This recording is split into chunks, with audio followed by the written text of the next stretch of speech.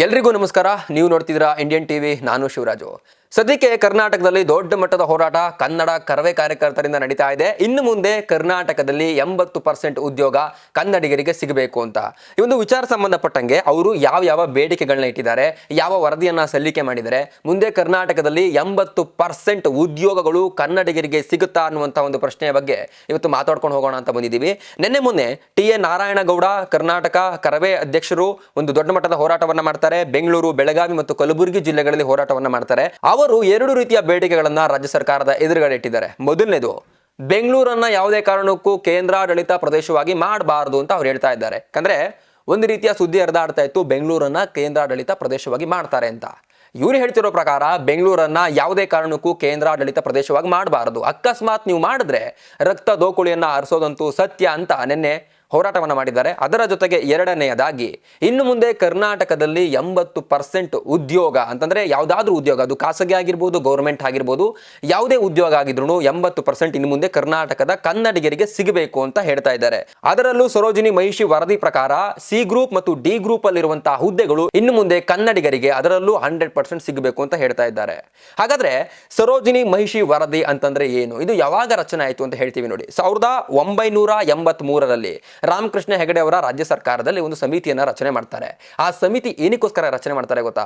ಕರ್ನಾಟಕದಲ್ಲಿ ಕನ್ನಡಿಗರಿಗೆ ಉದ್ಯೋಗದ ಸಂಬಂಧ ಯಾವ್ಯಾವ ಸಮಸ್ಯೆಗಳಾಗ್ತಾ ಇದೆ ಇದ್ರ ಬಗ್ಗೆ ವರದಿಯನ್ನ ಸಲ್ಲಿಕೆ ಮಾಡಿ ಅಂತ 1983ರಲ್ಲಿ ಈ ಸಮಿತಿಯನ್ನ ರಚನೆ ಮಾಡ್ತಾರೆ. ಈ ಸಮಿತಿಗೆ ಅಧ್ಯಕ್ಷರಾಗಿದ್ದು ಮತ್ತು ವಹಿಸಿಕೊಂಡಿದ್ದು ನೇತೃತ್ವವನ್ನ ಯಾರು ಅಂತಂದ್ರೆ ಸರೋಜಿನಿ ಮಹಿಷಿ ಅವರು. ಅದಾಗಿ 3 ವರ್ಷಗಳಾದ ಮೇಲೆ ವರದಿ ಸಲ್ಲಿಕೆಯಾಗುತ್ತೆ. ಆ ವರದಿಯ ಪ್ರಕಾರ ಕರ್ನಾಟಕದಲ್ಲಿ ಇವತ್ತು ಉದ್ಯೋಗ ಕನ್ನಡಿಗರಿಗೆ ಸಿಗ್ತಾ ಇರೋದು ಅತಿ ವಿರಳ, ಸಿಗ್ತಾನೆ ಇಲ್ಲ. ಬೇರೆ ಬೇರೆ ರಾಜ್ಯದವರಿಗೆ ಕರ್ನಾಟಕದಲ್ಲಿ ಉದ್ಯೋಗಗಳು ಸಿಗ್ತಾ ಇದೆ, ನಮ್ಮ ಜನಗಳಿಗೆ ಸಿಗ್ತಾ ಇಲ್ಲ ಅಂತ ವರದಿ ಸಲ್ಲಿಕೆ ಆಗುತ್ತೆ. ಅದರ ಜೊತೆಗೆ ಒಂದಷ್ಟು ಅವರು ನಿಲುವುಗಳನ್ನ ವ್ಯಕ್ತಪಡಿಸ್ತಾರೆ. ಏನು ಗೊತ್ತಾ, ಇನ್ನು ಮುಂದೆ ಸಿ ಗ್ರೂಪ್ ಮತ್ತು ಡಿ ಗ್ರೂಪ್ ಅಲ್ಲಿರುವಂತಹ ಹುದ್ದೆಗಳು ಯಾರ್ಯಾರಿಗಿದೆ ಅದು ಇನ್ನು ಮುಂದೆ ಕನ್ನಡಿಗರಿಗೆ ಇರಬೇಕು, 100% ಇರಬೇಕು ಅಂತ ಅವರು ವರದಿಯನ್ನ ಸಲ್ಲಿಕೆ ಮಾಡ್ತಾರೆ. ಅದಾಗಿ ಅಂದ್ರೆ ಹೆಚ್ಚು ಕಮ್ಮಿ 1983ರಿಂದ 3 ವರ್ಷಗಳು ಮುಂದೆ ತಗೊಂಡ್ರೆ 1986ರಿಂದ ಇಲ್ಲಿವರೆಗೂ ಕರ್ನಾಟಕದಲ್ಲಿ ಎಷ್ಟೋ ರಾಜ್ಯ ಸರ್ಕಾರಗಳು ಬಂದಿದೆ, ಎಷ್ಟೆಷ್ಟು ಇಂಪ್ಲಿಮೆಂಟ್ಗಳಾಗಿದೆ. ಆದ್ರೂ ಈ ವರದಿ ಇವತ್ತಿಗೂ ರಾಜ್ಯ ಸರ್ಕಾರ ಇಂಪ್ಲಿಮೆಂಟ್ ಮಾಡಿಲ್ಲ. ಇವತ್ತಿಗೂ ಕರ್ನಾಟಕದಲ್ಲಿ ಬೇರೆ ಬೇರೆ ರಾಜ್ಯದವರು ಕೆಲಸ ಮಾಡೋದಕ್ಕಂತ ಬಂದಿದ್ದಾರೆ, ಬೇರೆ ಬೇರೆ ರಾಜ್ಯದವರೇ ತುಂಬಿ ತುಳುಕ್ತಾ ಇದ್ದಾರೆ. ಕರ್ನಾಟಕದಲ್ಲಿರುವ ಕನ್ನಡಿಗರಿಗೆ ಕೆಲಸಗಳು ಸಿಗ್ತಾ ಇಲ್ಲ, ಉದ್ಯೋಗಗಳು ಸಿಗ್ತಾ ಇಲ್ಲ. ಸೊ ಈ ತರ ಇರುವಂತಹ ಸಿಚುವೇಶನ್ ನಲ್ಲಿ ಕರವೇ ಕಾರ್ಯಕರ್ತರು ದೊಡ್ಡ ಮಟ್ಟದಲ್ಲಿ ಹೋರಾಟವನ್ನು ಮಾಡ್ತಾ ಇದ್ದಾರೆ. ಇನ್ನು ಮುಂದೆ ಸರೋಜಿನಿ ಮಹಿಷಿ ವರದಿ ಇಂಪ್ಲಿಮೆಂಟ್ ಆಗಬೇಕು, ಅದು ಕಾರ್ಯಗತಗೊಳಿಸಬೇಕು, ಅದು ರಾಜ್ಯ ಸರ್ಕಾರನೇ ಮುಂದಕ್ಕೆ ಬರಬೇಕು ಈ ವಿಚಾರವಾಗಿ ಅಂತ ದೊಡ್ಡ ಹೋರಾಟವನ್ನು ನಡೆಸ್ತಾ ಇದ್ದಾರೆ. ಹಾಗೇನೆ ಒಂದಷ್ಟು ಬೇಡಿಕೆಗಳನ್ನು ಅವರು ಇಟ್ಟಿದ್ದಾರೆ. ಆ ಬೇಡಿಕೆಗಳೇನು ಅಂತಂದ್ರೆ, ಮೊದಲನೇದು ಕೈಗಾರಿಕಾ ಉದ್ಯೋಗ ಸ್ವಯಂ ಆದೇಶ ಕಾಯ್ದೆ 1946ರ ಅಡಿಯಲ್ಲಿ ಹೊಸ ಕಾನೂನು ರಚನೆಯಾಗಬೇಕು. ಎರಡನೇದು ಸಿ ಗ್ರೂಪ್ ಮತ್ತು ಡಿ ಗ್ರೂಪ್ ದರ್ಜೆಯಲ್ಲಿನ ಹುದ್ದೆಗಳು 100% ಕನ್ನಡಿಗರಿಗೆ ಸಿಗಬೇಕು. ಮೂರನೇದು, ಯಾರಾದರೂ ಒಬ್ಬ ವ್ಯಕ್ತಿ ಬೇರೆ ರಾಜ್ಯದಿಂದ ಕರ್ನಾಟಕಕ್ಕೆ ಬಂದು 15 ವರ್ಷ ಜೀವನ ಮಾಡಿದ್ರೆ ಅದಾದ ಮೇಲೆ ಅವನಿಗೊಂದು ಕನ್ನಡ ಪರೀಕ್ಷೆಯನ್ನ ಕೊಡಬೇಕು. ಆ ಪರೀಕ್ಷೆಯಲ್ಲಿ ಅವನು ಉತ್ತೀರ್ಣನಾದ್ರೆ ಮಾತ್ರ ಅವನನ್ನ ಕನ್ನಡಿಗ ಅಂತ ನೀವು ಪ್ರತಿಬಿಂಬಿಸಬೇಕು. ನಾಲ್ಕನೇದು, ರಾಜ್ಯ ಸರ್ಕಾರ ಏನಾದರೂ ಈ ಕಾಯ್ದೆಯನ್ನ ರೂಪುಗೊಳಿಸಿದ್ರೆ ಅಥವಾ ಜಾರಿಗೆ ತಂದ್ರೆ ಇದನ್ನ ಸಂಪೂರ್ಣವಾಗಿ ನಡೆಸ್ಕೊಂಡು ಹೋಗ್ಬೇಕಾಗಿರೋ ಯಾರು? ಕನ್ನಡ ಪ್ರಾಧಿಕಾರ ಮಾತ್ರ. ಕನ್ನಡ ಪ್ರಾಧಿಕಾರಕ್ಕೆ ಮಾತ್ರನೇ ಈ ಹಕ್ಕಿರಬೇಕು ಅಂತ ಹೇಳಿದ್ದಾರೆ.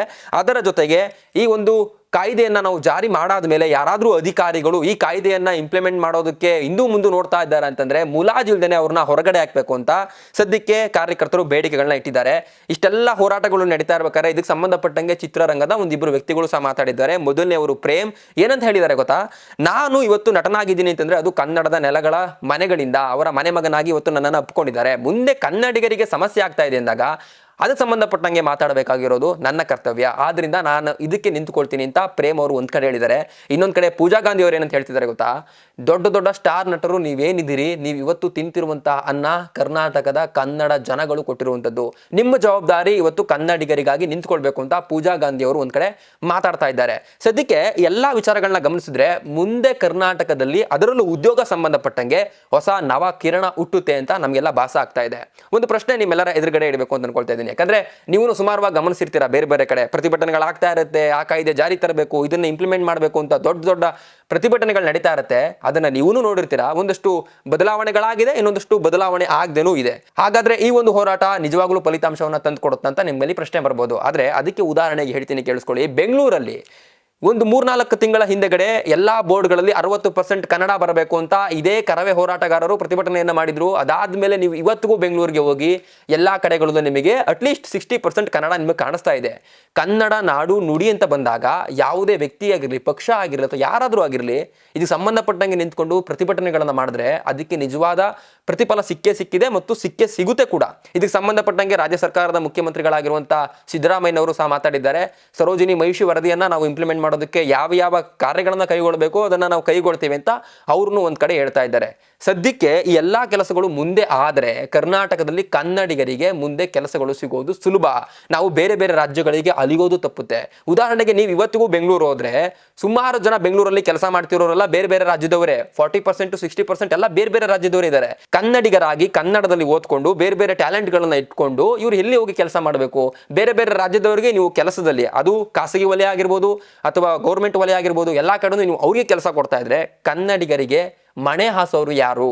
ತಾಯಿ ಮನೆಯಲ್ಲೇ ಮಗನಿಗೆ ಜಾಗ ಇಲ್ಲ ಅಂತಂದ್ರೆ ಬೇರೆ ಮನೆಯಲ್ಲಿ ಅವನಿಗೆ ಮನೆಯಲ್ಲಿ ಜಾಗ ಕೊಡೋದಕ್ಕೆ ಸಾಧ್ಯ ಆಗುತ್ತಾ ಅನ್ನುವಂಥ ಪ್ರಶ್ನೆ ಸದ್ಯಕ್ಕೆ ಉದ್ಭವಿಸಿದೆ. ಇದೆಲ್ಲಾ ರೀತಿಯ ಸಮಸ್ಯೆಗಳು ಮುಂದೆ ನಿಜವಾಗ್ಲೂ ಪರಿಹಾರ ಆಗುತ್ತೆ. ಇದಕ್ಕೆ ಸಂಬಂಧಪಟ್ಟಂಗೆ ಹೋರಾಟಗಳು ನಡೀತಾನೆ ಇರುತ್ತೆ ಮತ್ತು ಈ ಹೋರಾಟ ನಡೀತಾ ಇದೆ ಕೂಡ.